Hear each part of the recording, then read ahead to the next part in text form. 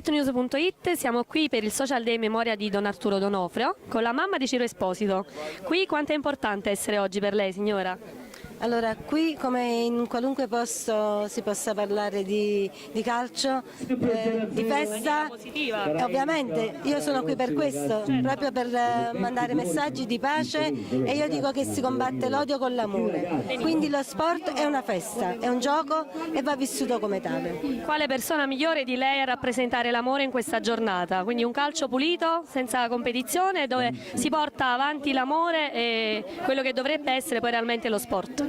Allora, la competizione è giusta e va bene, i 90 minuti di calcio, ed è normalissimo che ognuno, ma i colori della maglia non devono portare odio, razzismo e morte, ma devono essere aggregazione, semplicemente questo. Noi la ringraziamo di essere qui con noi e niente, salutiamo il nostro sito Street News con la mamma di Ciro.